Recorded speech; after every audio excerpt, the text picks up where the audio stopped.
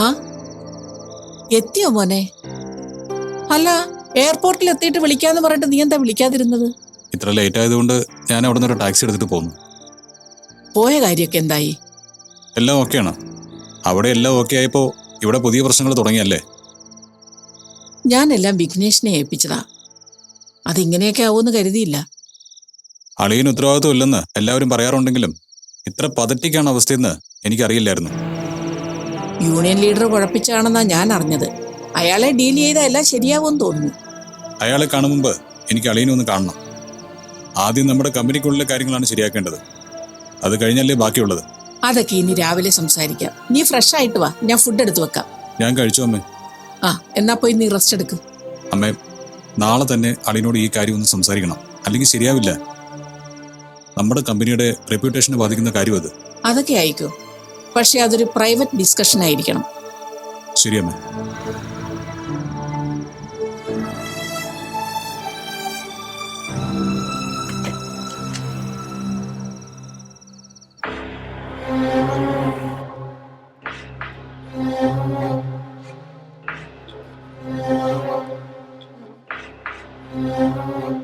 Office ടൈമിൽ അമ്മയും അമ്മാവനും ഉള്ളപ്പോൾ സംസാരിക്കണമെന്ന് കരുതിയിട്ടാ അളിയനോട് വെയിറ്റ് ചെയ്യാൻ പറഞ്ഞത്. എനിക്ക് മനസ്സിലായി. അളിയൻ ഈ കമ്പനിയും ബിസിനസ്സും ഒന്നും അത്ര താല്പര്യമുള്ള കാര്യങ്ങളല്ലെന്ന് എനിക്കറിയാം. എങ്കിലും ഇതൊരു ജോലിയാണെന്നും ഈ പോസ്റ്റിലേക്ക് എത്താൻ ഒരുപാട് പേര് ആഗ്രഹിക്കുന്നതാണെന്നും ഈ കമ്പനിയെ ഡിപ്പെൻഡ് ചെയ്ത് ഒരുപാട് പേര് ജീവിക്കുന്നതാണെന്നും അളിയനൊന്ന് മനസ്സിലാക്കണം. അതുകൊണ്ട് ചെയ്യുന്ന ജോലിയോട് കുറച്ചുകൂടി ആത്മാർത്ഥതയും ഉത്തരവാദിത്വം ഒക്കെ അളിയന്റെ ഭാഗത്തുനിന്ന് ഉണ്ടാവണം. ആദർശ് വിചാരിക്കുന്ന പോലെ യൂണിയൻ പ്രശ്നം വഷളായത് എന്റെ തെറ്റുകൊണ്ടൊന്നും അല്ല. പിന്നെ എന്റെ തെറ്റാണോ? ഒരു പ്രാവശ്യം സംസാരിച്ച് സംഭവങ്ങൾ ഒത്തുതീർപ്പാക്കി അടുത്ത ദിവസം വർക്ക് സ്റ്റാർട്ട് ചെയ്യാൻ തീരുമാനിച്ചിരിക്കുമ്പോൾ യൂണിയൻ ലീഡർ പിന്നെയും പ്രശ്നമായിട്ട് വരണമെങ്കിൽ അതിന് പിന്നിൽ എന്തോ ഒരു കളിയില്ലേ? ഉണ്ട്. അതാണ് എനിക്ക് മനസ്സിലാവാത്തത്. അയാളും എല്ലാം സമ്മതിച്ചിട്ടാണ് വീണ്ടും വർക്ക് തുടങ്ങാൻ തീരുമാനിച്ചത്. പെട്ടെന്ന് അയാള് കാല് മാറി പുതിയ ഡിമാൻഡുകളുമായിട്ട് വന്ന ഞാൻ എന്ത് ചെയ്യാനാ? ഇതിൽ ഞാൻ എങ്ങനെയാ കുറ്റക്കാരനാവുന്നത്? യൂണിയൻ ലീഡറുമായി ഒരു എഗ്രിമെന്റ് ആദ്യത്തെ ചർച്ചയ്ക്ക് ശേഷം വാങ്ങിയിരുന്നെങ്കിൽ ഇപ്പൊ അയാൾ ഇങ്ങനെ ഒരു ആവശ്യം പറയുമായിരുന്നോ? അത് എന്താ മറുപടി പറയാത്തത്? അത് അങ്ങനെ ഒരു എഗ്രിമെന്റിനെ കുറിച്ച് എന്നോട് ആരും പറഞ്ഞിരുന്നില്ല. ഇതൊക്കെ ആരെങ്കിലും പറയണോ? എല്ലാം പറഞ്ഞു ചെയ്യിക്കാനാണെങ്കിൽ എന്തിനാണ് അളിയൻ അങ്ങനെ ഒരു പോസ്റ്റിലിരിക്കുന്നത്? നമ്മുടെ ഒരു ഡ്രൈവറെയോ ഓഫീസ് അസിസ്റ്റന്റിനെയോ വെച്ചാൽ പോരെ? ആദർശ്, അമ്മ എന്നോട് പറഞ്ഞത് യൂണിയൻ ലീഡറുമായിട്ട് അമ്മ സംസാരിച്ചിട്ടുണ്ട്. ഞാൻ കമ്പനിയുടെ റെപ്രസെന്റേറ്റീവ് എന്ന നിലയിൽ തീരുമാനങ്ങൾ അവരെ അറിയിച്ചാൽ മാത്രം മതിയെന്നാ.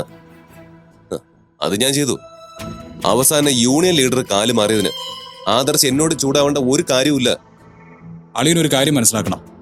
നമ്മൾ തീരുമാനിച്ച് മുന്നോട്ട് പോയ ഒരു കാര്യത്തിൽ ഒരാൾ ഇടപെട്ട് നമ്മളെ പിന്നിലേക്ക് വലിച്ച് വീണ്ടും ഒരു ബാർഗനിങ് നടത്തുന്നുണ്ടെങ്കിൽ അത് നമ്മുടെ പിടിപ്പുകേടാ. നമ്മൾ അതിന് അവസരം കൊടുത്തിട്ടാ. അത് കമ്പനിക്ക് ക്ഷീണമാണ്, MD ആയി എനിക്ക് ക്ഷീണമാണ്, ആ പ്രോജക്റ്റിന്റെ കാര്യങ്ങൾ നോക്കുന്ന അളിയനും ക്ഷീണമാണ്. ആദർശ് പറയുന്നൊക്കെ ശരിയാ, പക്ഷെ ഞാൻ അതിൽ നിരപരാധിയാ. ഇത് എന്റെ തെറ്റല്ല. ഇതിന് എന്നെ പറഞ്ഞിട്ട് ഒരു കാര്യമില്ല. ശരി, എങ്കിൽ പറ, ഇതിന്റെ ഉത്തരവാദിത്വം ആർക്കാ? എനിക്കാണോ? അമ്മയ്ക്കാണോ? അതോ കമ്പനിയിലെ മറ്റാർക്കെങ്കിലും ആണോ? അളിയൻ സ്വന്തം ഉത്തരവാദിത്തത്തിൽ നിന്ന് ഓടി ഒളിക്കാൻ ശ്രമിക്കരുത്. കമ്പനിയിൽ നമ്മുടേതല്ലാത്ത കാരണങ്ങളാൽ പ്രശ്നം ഉണ്ടാവാം. അത്തരം സമയങ്ങളിൽ കൃത്യമായി പരിഹാരം കാണാൻ സാധിച്ചില്ലെങ്കിലോ അതിനുള്ള കഴിവില്ലെങ്കിലോ ആ പ്രശ്നം ഉണ്ടായത് തന്റെ കുഴപ്പം കൊണ്ടല്ലെന്ന് ഇങ്ങനെ വാദിക്കാതെ അതിന്റെ ഉത്തരവാദിത്വം ഏറ്റെടുക്കാനുള്ള തന്റെ ഇടമെങ്കിലും കാണിക്കണം. അല്ലാതെ എനിക്കറിയില്ല, ഞാൻ അങ്ങനൊന്നും ചെയ്തില്ല, എന്നെ ഒന്നും പറയണ്ട എന്നല്ല സംസാരിക്കേണ്ടത്.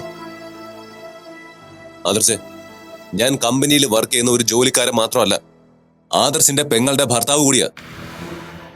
അത് മനസ്സിൽ വെച്ച് വേണം എന്നോട് സംസാരിക്കാൻ. അതെ, ഇപ്പൊ പറഞ്ഞ ഈ ഒറ്റ കാരണം കൊണ്ടാണ് നമ്മളിപ്പോ ഇവിടെ ഇരുന്ന് ഈ സംസാരിക്കുന്നത്.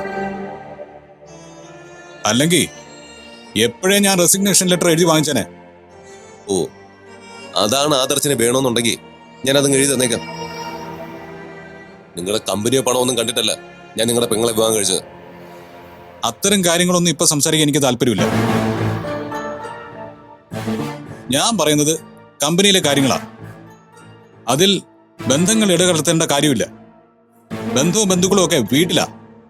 ഞാനിപ്പോ സംസാരിക്കുന്നത് ഒഫീഷ്യൽ കാര്യങ്ങളാ. ഇതേ കാര്യം ഞാൻ ഓഫീസിൽ വെച്ച് പരസ്യമായിട്ട് സംസാരിച്ചാൽ ആളുകൾ അതിനെ മറ്റൊരു രീതിയിൽ വ്യാഖ്യാനിക്കും. അത് അളിയന് തന്നെ മോശമാകും. അതുണ്ടാകാതിരിക്കാനാ ഞാനിവിടെ ഇങ്ങനെ ഒരു കൂടിക്കാഴ്ചയ്ക്ക് തയ്യാറായത്.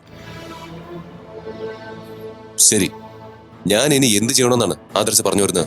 ഞാൻ അതുപോലെ ചെയ്യാം. ദയവ് ചെയ്ത് അളിയൻ ഇനി ഒന്നും ചെയ്യരുത്. എന്തെങ്കിലും തീരുമാനം എടുക്കേണ്ടി വന്നാൽ എന്നെയോ അമ്മയോ അല്ലെങ്കിൽ മഹാദേവൻ അങ്കിളിനെയോ വിളിച്ച് ചോദിക്കണം. ഇനി അതിനെന്തെങ്കിലും വിസമ്മതം ഉണ്ടെങ്കിൽ എന്നെ അറിയിക്കേ. അപ്പോൾ ഓക്കെ.